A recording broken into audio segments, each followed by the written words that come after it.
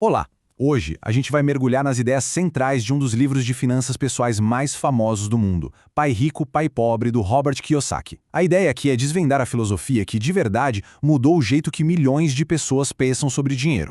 E tudo começa com essa ideia aqui. Para o pai rico, o aprendizado de verdade não vem de uma sala de aula, sabe? Vem das lições que a vida dá. É sobre aprender na prática, sentindo na pele e o mais importante de tudo, parando para pensar. A história toda é contada pelos olhos de um garoto de 9 anos, o próprio Robert Kiyosaki e o amigo dele, o Mike. Eles tinham uma pergunta bem simples, mas muito poderosa. Como é que se fica rico? Para achar a resposta, eles foram atrás de duas figuras paternas com visões de mundo totalmente diferentes. De um lado, a gente tem o pai pobre do Robert, um cara super inteligente, com um bom emprego, mas que vivia apertado com as finanças. Do outro, o pai rico do Mike, sem muita educação formal, mas com uma inteligência financeira fora da curva que fez dele um baita empresário. A diferença principal estava na filosofia de cada um. Quando os meninos pediram para aprender, o pai rico fez uma proposta bem inusitada. Ele disse que ensinaria sim, mas nada de palestras. A condição era que eles trabalhassem para ele. Ele realmente acreditava que a experiência era o único jeito de entender as lições de verdade. E o salário inicial? Se prepara, só 10 centavos por hora. Um valor baixíssimo, mesmo para aquela época. Eles tinham que trabalhar 3 horas todo sábado. Era um verdadeiro teste de determinação. O trabalho em si não tinha nada de glamouroso. Pelo contrário, eles passavam horas tirando pó de latas numa lojinha abafada. Era um trabalho monótono, repetitivo e, sendo bem sincero, muito chato. Depois de algumas semanas nessa rotina, a frustração bateu forte. O Robert se sentia explorado e achava que não estava aprendendo nada. Ele decidiu que ia pedir as contas.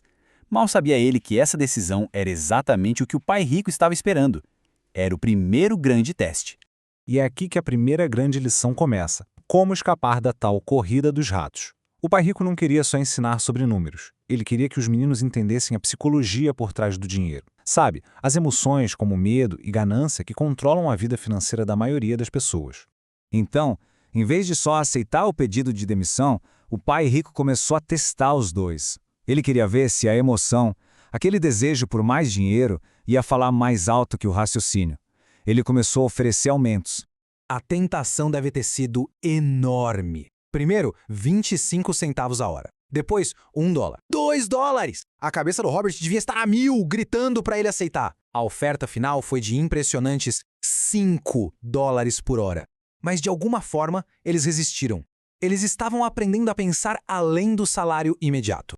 Foi aí que o pai rico explicou o conceito da corrida dos ratos. É basicamente o padrão que a maioria das pessoas segue.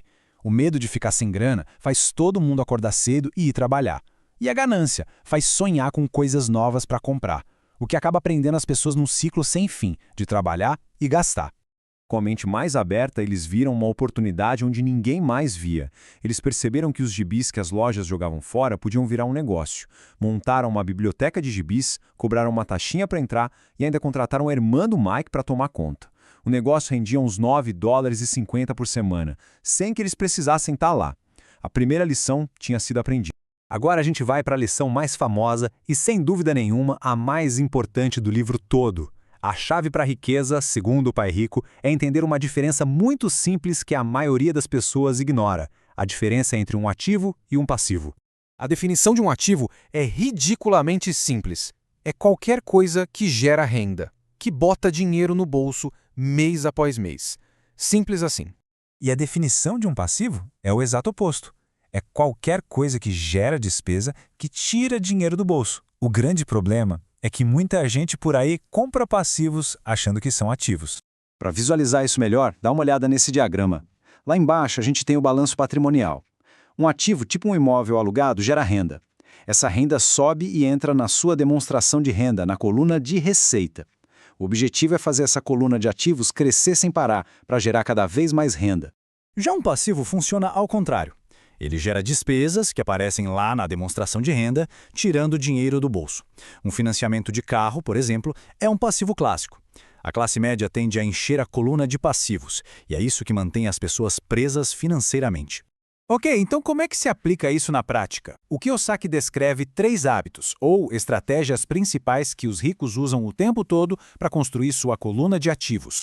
Basicamente, são esses 3 pilares. O primeiro é cuidar dos seus próprios negócios, que traduzindo significa focar em construir sua coluna de ativos. O segundo é usar o poder das corporações para ter vantagens com impostos e proteção.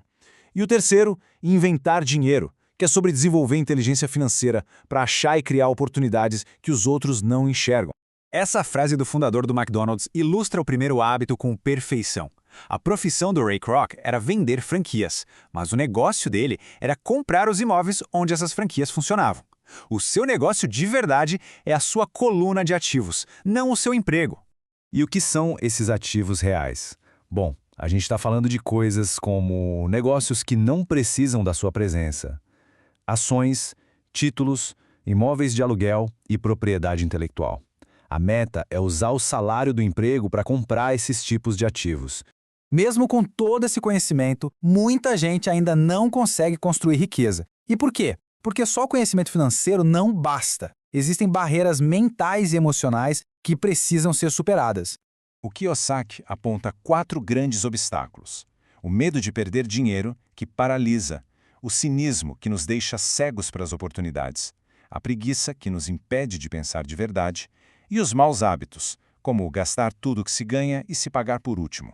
E aqui tem uma mudança de mentalidade muito poderosa para combater a preguiça. A frase "não posso pagar" simplesmente desliga o cérebro. Mas a pergunta "como eu posso pagar" força a mente a ser criativa, a buscar soluções e a encontrar caminhos para alcançar os objetivos. No fim das contas, a lição mais profunda do Pai Rico, Pai Pobre é esta: a riqueza não começa no banco, ela começa na mente.